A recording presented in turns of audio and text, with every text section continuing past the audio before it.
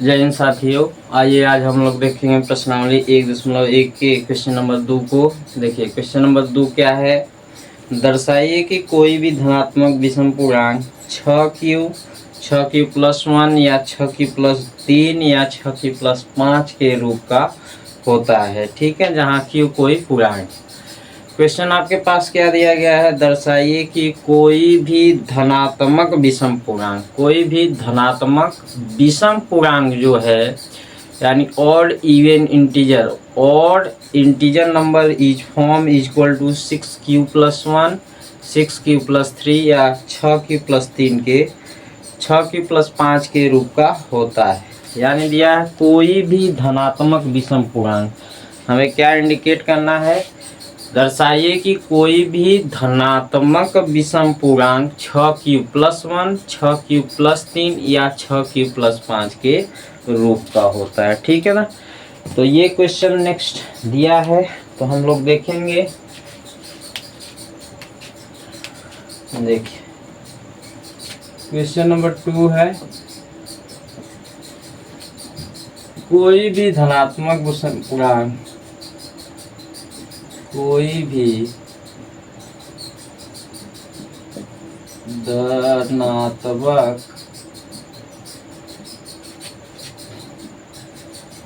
विषम पूर्णांक, किस रूप का होना चाहिए, 6q+1, 6q+3 या 6q+5 के रूप का होता है, के रूप का होता है। क्या क्वेश्चन नंबर 2 में हमें प्रूफ करना है, क्वेश्चन नंबर 2 में हमें दिखाना है कि कोई भी धनात्मक विषम पूर्णांक 6q+1, 6q+3 या 6q+5 के रूप का होता है। ये हमें दिखाना है। ठीक है, ये हमें क्या करना है, दिखाना है। तो इसको दिखाने के लिए हम लोग सॉल्व करेंगे। देखिए सॉल्व जब करेंगे,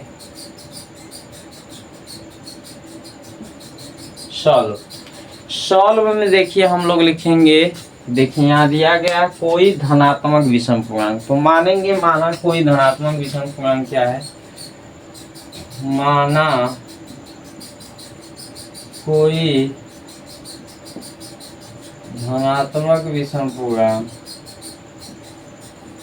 धनात्मक विषम पूर्णांक, विषम पूर्णांक इज इक्वल टू ए। मान लेंगे कि माना कोई धनात्मक विषम पूर्णांक क्या है, माना कोई धनात्मक विषम पूर्णांक ए है, और b इज इक्वल टू मान लेंगे, b इज इक्वल टू 6 है, b इज इक्वल टू 6 है।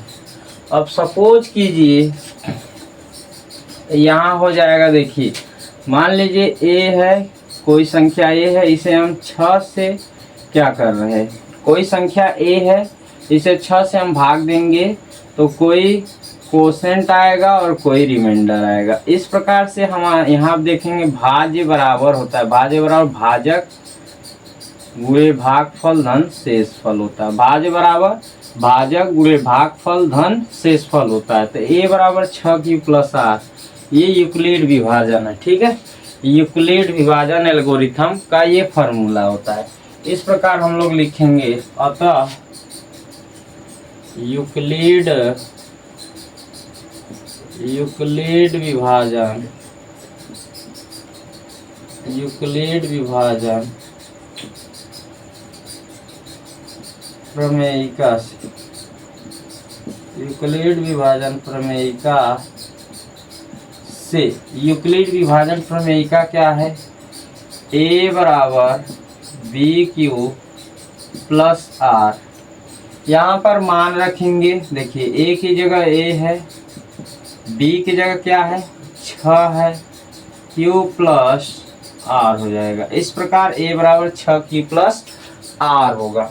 लेकिन रिमाइंडर यहाँ क्या होगा, इस कंडीशन में हम लोग देखेंगे कि यहाँ रिमाइंडर जो होगा या तो 0 हो सकता है, या 1 हो सकता है, या 2 हो सकता है, या 3 हो सकता है, या 4 या 5 हो सकता है। रिमाइंडर जो होता है, ये रिमाइंडर जो इससे लेस देन होता है, कम होता है, तो r बराबर 0 1 2 3 4 5 हो सकता है। ठीक है, रिमाइंडर जब भी होगा तो इससे देखिए भाजक से क्या होगा, कम होगा। ठीक है, तो भाजक है 6, 6 से कम होगा 1 2 3 4 5 संख्याएं हो सकती हैं। तो अब इस प्रकार से इसे हम इरेज कर देते हैं।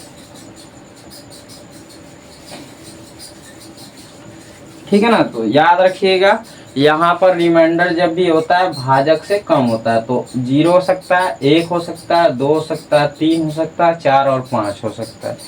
तो यदि हम कंडीशन में यहाँ देखिए,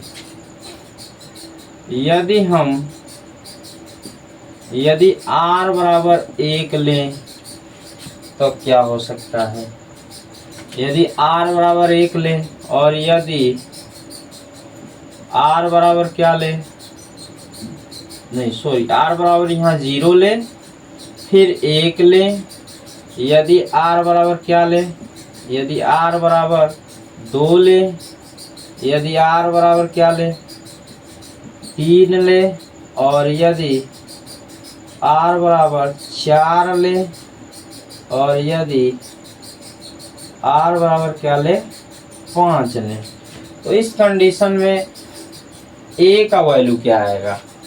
तो देखिए यदि हम ले लेते हैं, यदि अब देखिए अपने पास है a बराबर 6q प्लस r, यहाँ हम a बराबर लेंगे 6q प्लस r की जगह क्या हो जाएगा 0, r की जगह 0 हो जाएगा, इट्स मीन्स a बराबर 6q होगा।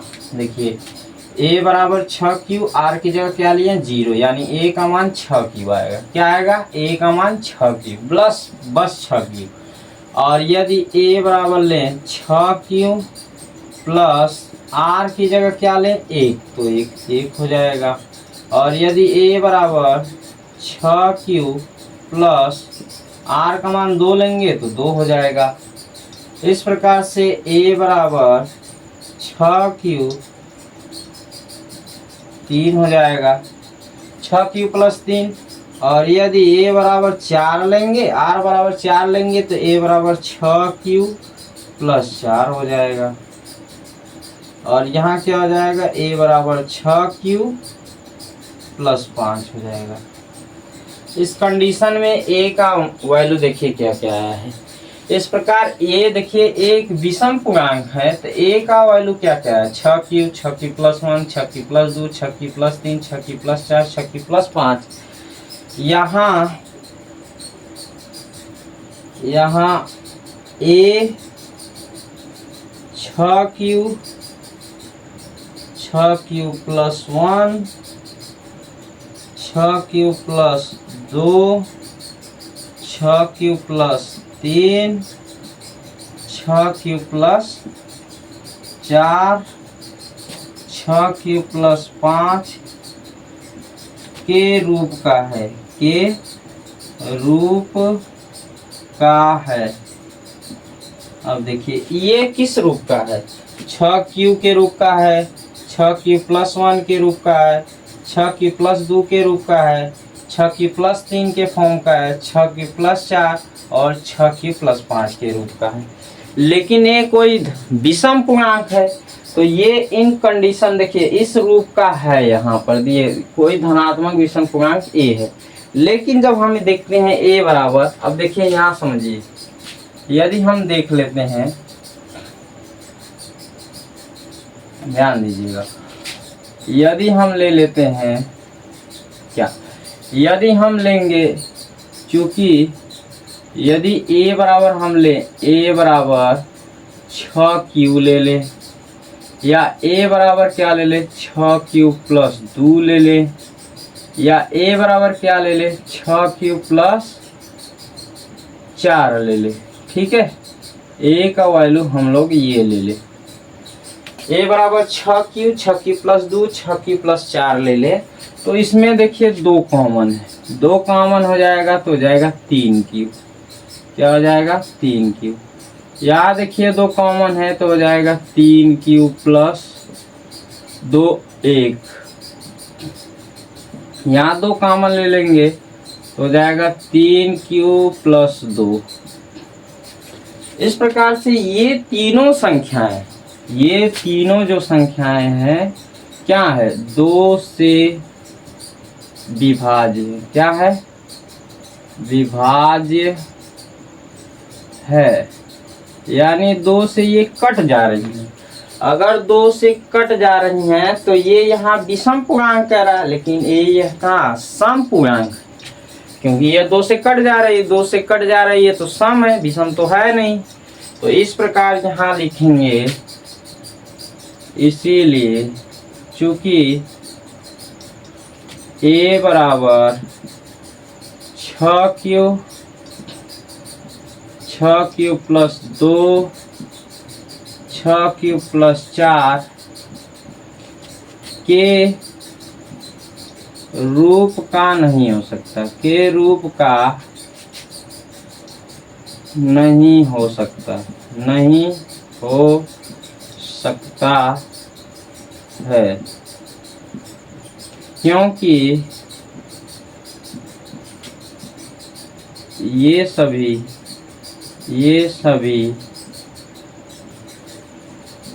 संख्याएं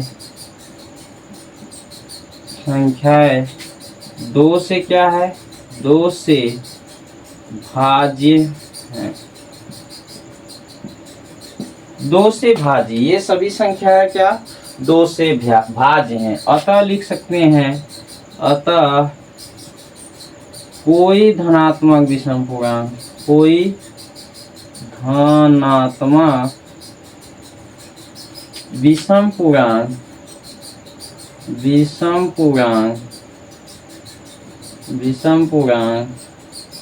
कोई धनात्मक विषम पूर्णांक 6 क्यूब प्लस 1, 6 क्यूब प्लस 3 या 6 क्यूब प्लस 5 के रूप का हो सकता है, के रूप का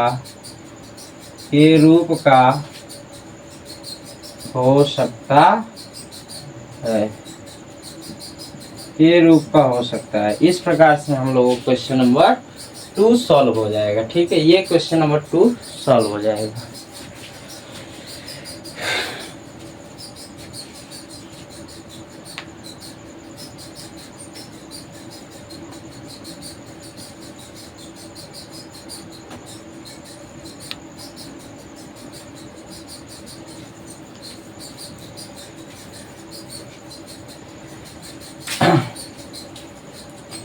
आइए इसका क्वेश्चन नंबर 3 देखते हैं। नेक्स्ट क्वेश्चन क्या है?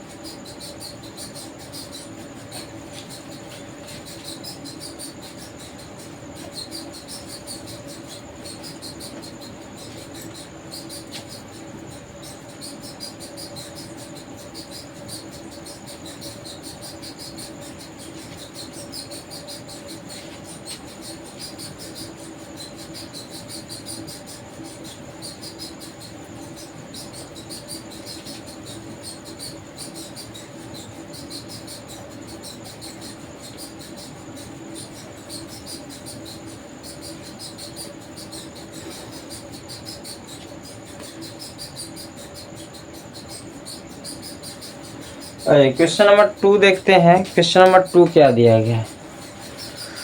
अब देखिए क्वेश्चन नंबर 2 है, किसी परेड में 616 सदस्यों वाली एक सेना कि टुकड़ी को 32 सदस्यों वाली एक आर्मी बैंड के पीछे मार्च कराना है। कह रहा किसी परेड में 616 सदस्यों वाली एक सेना की टुकड़ी को 32 सदस्यों वाले एक आर्मी बैंड के पीछे मार्च कराना है। दोनों समूहों को समान संख्या वाले स्तंभों में मार्च कराना है। उन स्तंभों की अधिकतम संख्या क्या है जिसमें वो मार्च कर सकते हैं। ठीक है, स्तंभों की अधिकतम संख्या पूछा। अब देखिए कुल टोटल मिला के 616 सदस्य वाले आर्मी हैं। आर्मी सदस्यों की टोटल संख्या 616 है। अब इनको चाह रहे हैं कि 32 सदस्यों वाले स्तंभों के बीच में क्या कराया जाए, मार्च कराया जाए। यानी इनका कंडीशन है ऐसे कॉलम में भी अगर हम लोग देखें तो इधर से भी 32 रहे और ऐसे लाइन में, मतलब ऐसे एक लाइन प्रेयर का लाइन लगता है जैसे, तो ऐसे भी जाएं एक के दूसरे, एक के पीछे एक, एक के पीछे एक, एक के पीछे एक। अगर देखा जाए तो ऐसे एक लाइन जैसे बनती है, उसके पीछे भी 32 लोग रहें और ऐसे स्तंभ में देखा जाए 1 2 3 4 5, तो ऐसे भी 32 होना चाहिए। तो बस 32 स्तंभों के बीच में करवाना है। तो पूछ रहा है अधिकतम स्तंभों की संख्या क्या होगी।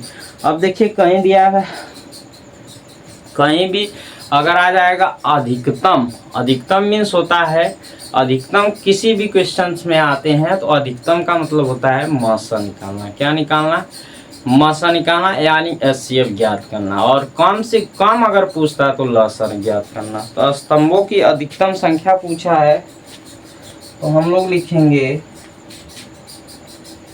क्वेश्चन नंबर 3 में। देखिए स्तंभों की अधिकतम संख्या, स्तंभों की अधिकतम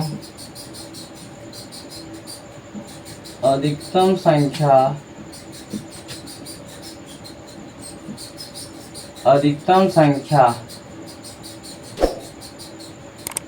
अधिकतम संख्या यानी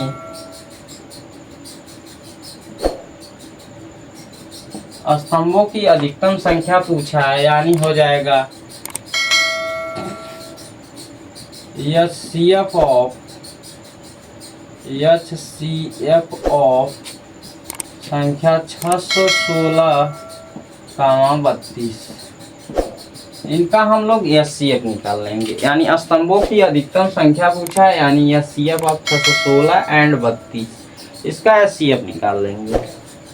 तो HCF निकालने के लिए हम लोग लगाएंगे यूक्लिड विभाजन प्रमेयिका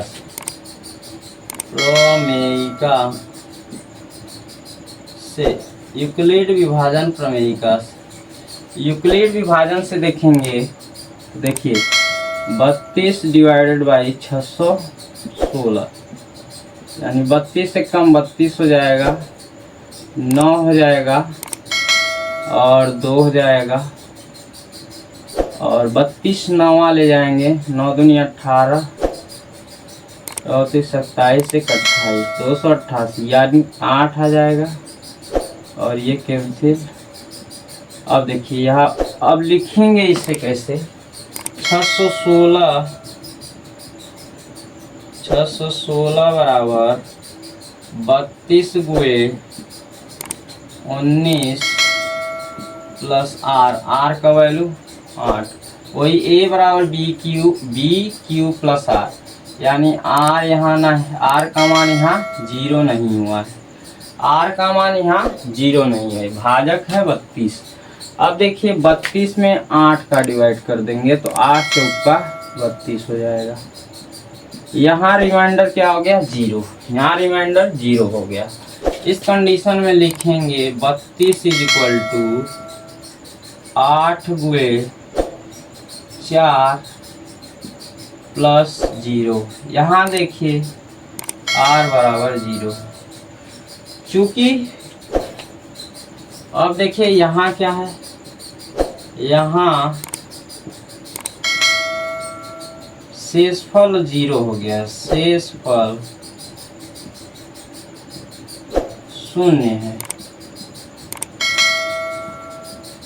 अतः क्या है, अतः भाजक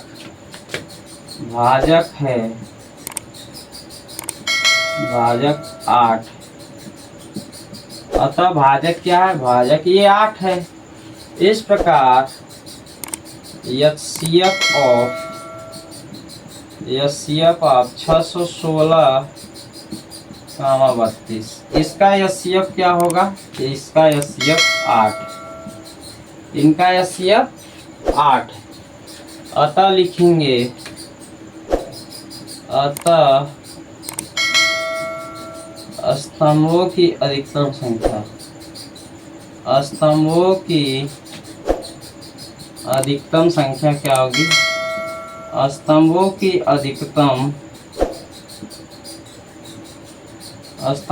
अधिकतम संख्या इक्वल टू 8।